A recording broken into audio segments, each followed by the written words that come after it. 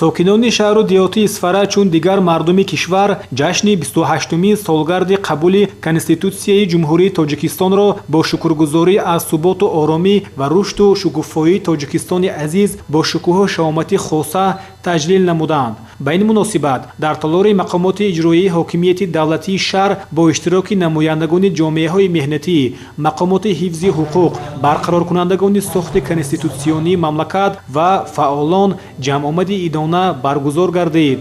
раиси шаҳри Исфара Баҳоваддин Баҳодурзода ҳозиринро бо ин санаи хотирмону тақдирсоз табрик гуфта, аз ҷумла таъкид дошт ки Конститутсияи Ҷумҳурии Тоҷикистон ифодагари ормонҳои ҳазорсолаи мардуми тоҷик буда самти инкишофи бебозгашти давлатдории миллати тоҷикро ба сӯи демократия ва бунёди давлати соҳибихтиёр, ҳуқуқбунёд, дунявӣ ва иҷтимоӣ муайян намудааст. Конститутсия ҳамчун бахтномаи миллат ва санади олии ҳуқуқиест ки сарнавишт ва роҳи пешрафти ояндаи халқу давлатро дар тӯли даҳсолаҳо ва ҳатто садсолаҳо муайян мекунад. зикр шуд ки Конститутсия ба шаҳрвандони Тоҷикистон ҳуқуқҳоро ба зиндагӣ, дахлнопазирии шахсият, ҳимояи судӣ, иштирок дар ҳаёти сиёсӣ ва идораи давлатӣ, доштани моликият ва мерос, ташкили оила, ҳифзи саломатӣ, таъминоти иҷтимоӣ, таҳсил,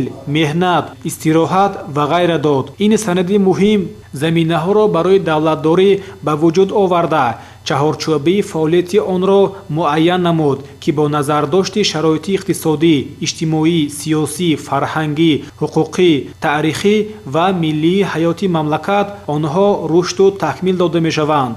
Конститутсияи Ҷумҳурии Тоҷикистон заминагузори низоми нави давлатдории миллӣ, таҳкимбахши нақш ва мақоми ҳокимияти давлатӣ дар ҷомеаи имрӯзии мамлакат ва арсаи байналмилалӣ, инчунин таъминкунандаи ҳуқуқу озодиҳои инсон ва шаҳрванд, волояти қонун ва адолати судиву иҷтимоӣ мебошад.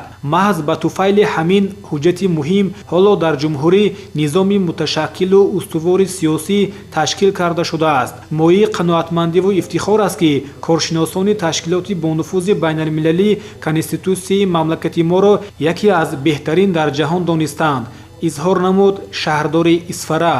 муовини раиси вилояти Суғд Зоҳидзода Даврони Абдуқодир номаи табрикотии раиси вилояти Суғд Раҷаббой Аҳмадзодаро ба самъи иштирокдорони чорабинӣ расонд, ки дар он аз ҷумла зикр гардидааст қабули Конститутсияи нав дар рӯзҳои баргузории иҷлосии тақдирсоз пеш аз ҳама барои Тоҷикистон аҳамияти дохилии ҳуқуқтаъсискунӣ, меъёрмуқарраркунӣ ва танзимнамоӣ дошт. иҷлосии таърихии 16-уми Шӯрои Олии Тоҷикистон дар қатори дигар хизматҳои бузурги худ инчунин баҳри эҷоди Конститутсияи нав замина гузошт, зеро ғояи меҳварие ки дар ҳамин иҷлосия баён гардид, баъдан аз ҷониби Комиссияи Конститутсионӣ ба Конститутсияи Тоҷикистони соҳибихтиёр ворид карда шуд. 6 ноябри соли 1994 ҷиҳати қабул онро дар раъйпурсии умумихалқӣ ба мардум пешниҳод карданд ва бо аксарияти овозҳои шаҳрвандони мамлакат пазирифта шуд.